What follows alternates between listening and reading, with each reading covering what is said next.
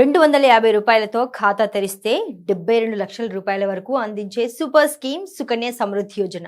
అయితే ఈ స్కీమ్ ప్రారంభమై 11 ఏళ్లు దాటిన కొంతమందికి కొన్ని డౌట్స్ కొనసాగుతున్నాయి. ముఖ్యంగా మెచ్యూరిటీ పీరియడ్ 21 ఏళ్లు నిండకుండానే డబ్బులు తీసుకోవచ్చా అనే అనుమానం చాలా మందిలో ఉంది. ఇంతకీ ప్రభుత్వం రూల్స్ ఏం చెబుతున్నాయి? నిజానికి ఆడపిల్లల ఉన్నత చదువులు, పెళ్లి ఖర్చుల కోసం అందిస్తున్న ఈ పథకం ఇప్పుడు ఇన్వెస్టర్లకు కూడా మంచి రాబడినిస్తోంది.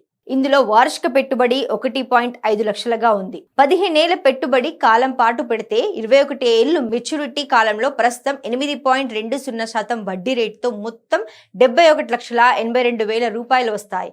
అమ్మాయి వయసు 18 ఏళ్లు పూర్తి చేసుకున్నాక లేదా 10వ తరగతి ఉత్తీర్ణత సాధించిన తర్వాత ఉన్నత విద్య కోసం సుకన్య సమృద్ధి యోజన అకౌంట్ నుంచి కొంత విత్డ్రా చేయవచ్చు.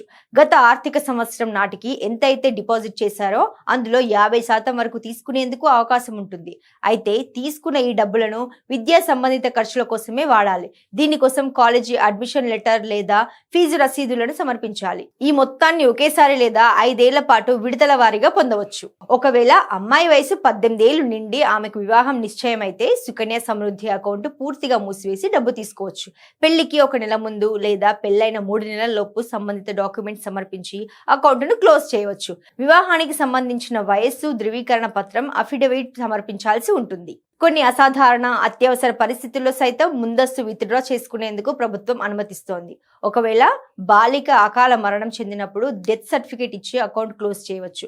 అప్పటి వరకు జమ అయిన వడ్డీతో కలిపి నామినీకి చెల్లిస్తారు. బాలికకు లేదా సంరక్షకుడికి ప్రాణాంతక వ్యాధులు సోకినప్పుడు వైద్య ఖర్చుల కోసం మానవతా దృక్పథంతో అకౌంట్ మూసివేసేందుకు అధికారులు అనుమతిస్తారు. ఇక అమ్మాయి విదేశాల్లో స్థిరపడినా అకౌంట్ క్లోజ్ చేయవచ్చు. నిజానికి సుకన్య సమృద్ధి యోజన అనేది పొదుపు పథకం మాత్రమే కాదు, ఆడపిల్లల బంగారు భవిష్యత్తుకు పునాది. 21 ఏళ్ల వరకు వేచి ఉండడం వల్ల గరిష్ట ప్రయోజనం పొందవచ్చు. కానీ విద్య, వివాహ అవసరాల కోసం ముందస్తు ఉపసంహరణకు ప్రభుత్వం అవకాశం కల్పిస్తోంది.